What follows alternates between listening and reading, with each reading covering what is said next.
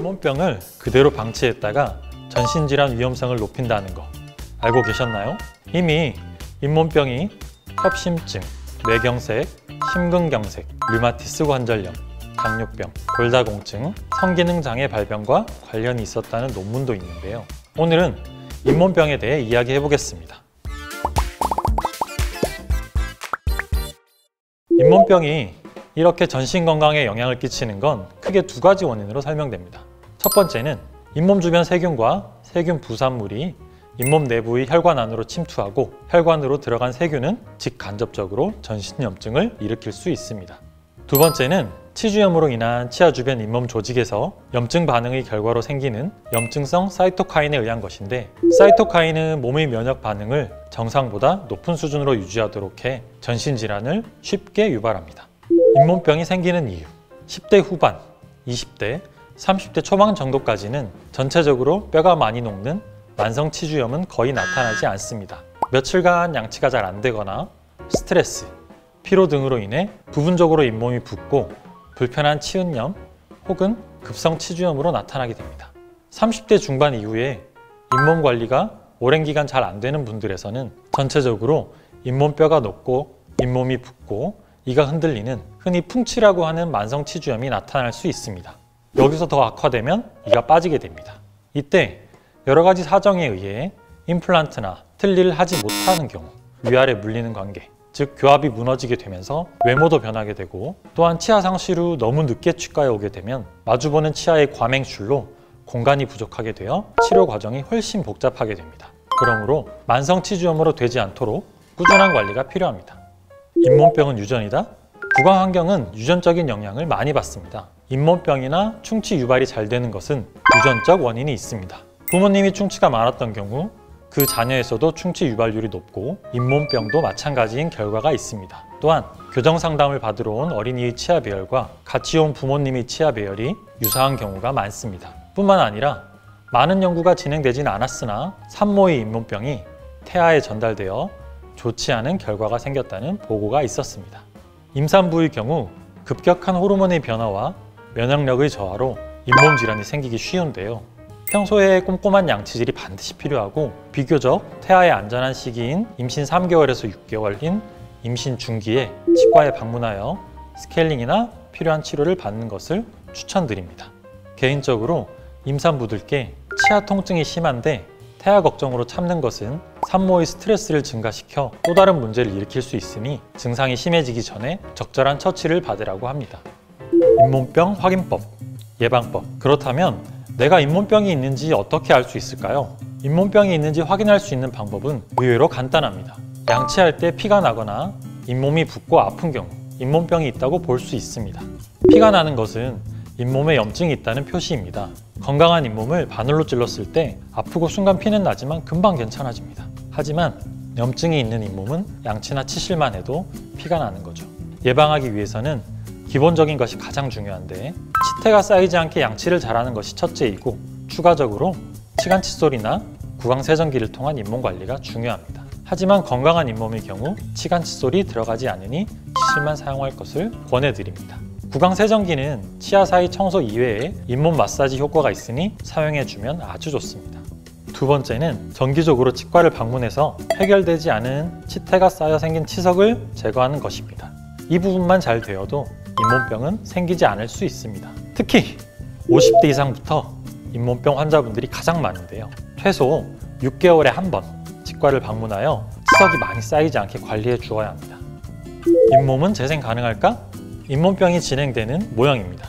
건강한 치아의 경우 주변에 건강한 잇몸이 가득 차 있게 됩니다. 양치를 잘 못하고 관리가 안 되는 경우 노란색의 치태가 점점 주변에 쌓이게 되는 거죠. 치태가 쌓이게 되면 주변에 잇몸이 조금씩 붓고 피가 나게 됩니다. 하지만 이때도 관리가 안 돼서 점점 더 심해지게 되면 치태가 아래쪽의 검정색 치석으로 바뀌게 됩니다.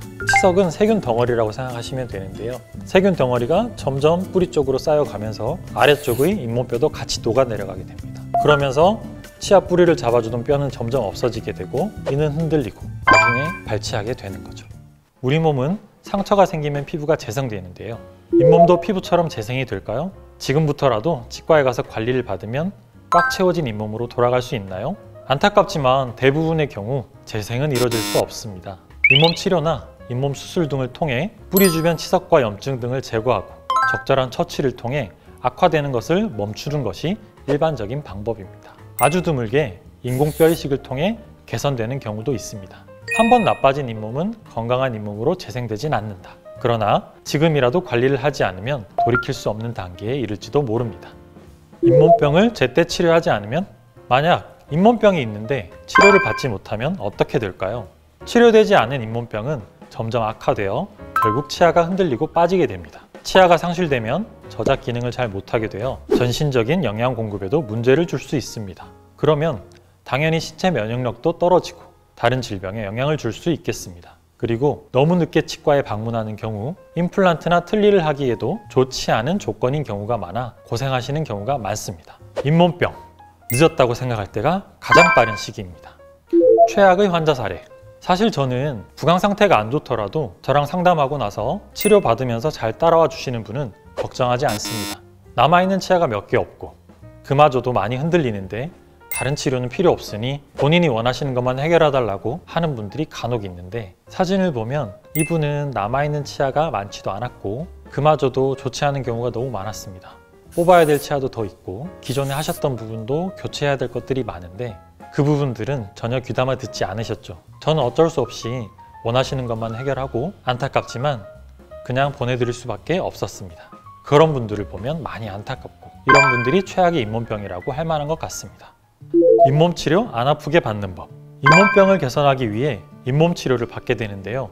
잇몸 치료는 전용 기구를 이용하여 잇몸 안쪽의 치아 뿌리에 붙어 있는 치석과 그 주변에 있는 염증성 조직을 제거하는 치료법입니다. 말만 들어도 아프게 느껴지는 치료죠. 그래서 그냥 할 수는 없고 해당 부위에 마취를 하고 나서 진행하게 됩니다. 하지만 일반적인 충치 치료보다 치아에 대한 자극이 심하지 않아서 충치 치료 시 하게 되는 마취보다 얕은 마취를 여러 군데 하게 됩니다. 마취를 할 때 단계적으로 하는데, 우선 잇몸 표면에 마취 용액을 도포해 줍니다. 그 다음 무통 마취기를 이용해 아주 천천히 마취 용액이 주입되게 하면 마취로 인한 통증을 최소화할 수 있습니다. 잇몸 치료는 마취를 많이 하면 치료 중 통증은 없을 수 있지만 치료 방식 자체가 뿌리 표면과 주변 잇몸을 깨끗하게 긁어내는 식이라 몸에 힘도 들어가고 불편해 하십니다. 그래서 치료를 받기 전 가장 많이 물어보는 질문은 역시 잇몸 치료 많이 아프죠? 라는 질문이지 않을까 싶은데요. 명의라고 하면 치료를 잘하는 의사라고 생각할 수 있지만 많은 분들이 안 아프게 치료해주는 의사가 명의라고 생각하기도 합니다. 물론 치료 결과가 좋아야 하는 것도 중요하겠지만 치료를 무서워하는 분들이 치료받을 때 불편감이 없거나 최소가 되도록 노력하는 것도 필요하다고 생각합니다. 잇몸 건강하게 만들기. 잇몸 치료까지 가지 않기 위해서는 평소 잘 관리해주는 게 무엇보다 좋겠죠?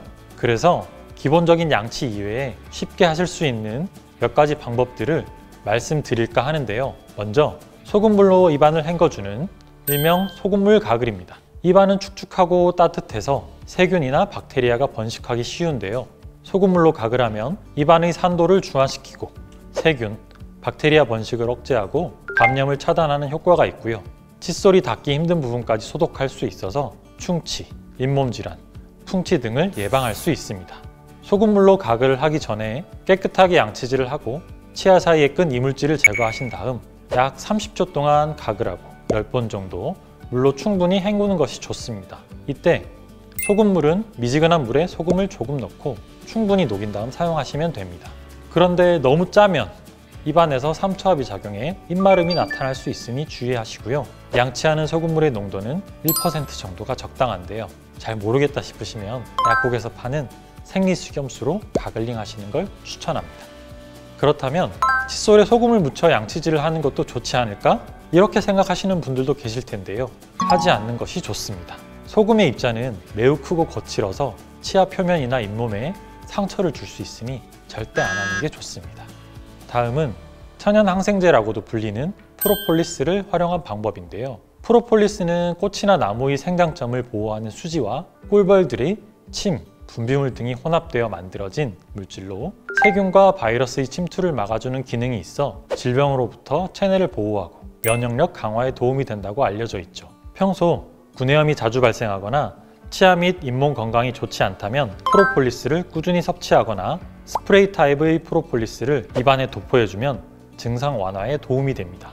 그러나 프로폴리스에 다양한 꽃가루 성분이 들어있기 때문에 벌꿀이나 벌 화분 알레르기가 있으신 분들은 주의해 주시는 게 좋습니다. 위 두 가지 방법도 좋은데 저는 구강 유산균 복용을 추천드립니다. 다양한 유산균 중 구강 내 환경을 좋게 도와주는 유산균이 주를 이루고 있어 경도의 구강 질환 개선이나 예방, 구취 감소에 효과가 좋습니다. 오늘은 잇몸병에 대해 얘기해 봤는데요. 한번 망가지면 재생될 수 없는 만큼 평소에 관리해 주시는 게 무엇보다 중요하니까요. 골든타임이 지나지 않도록 주기적으로 치과에 방문하셔서 정기검진 꼭 받으셨으면 좋겠습니다. 이상 치과의사 박찬현이었습니다.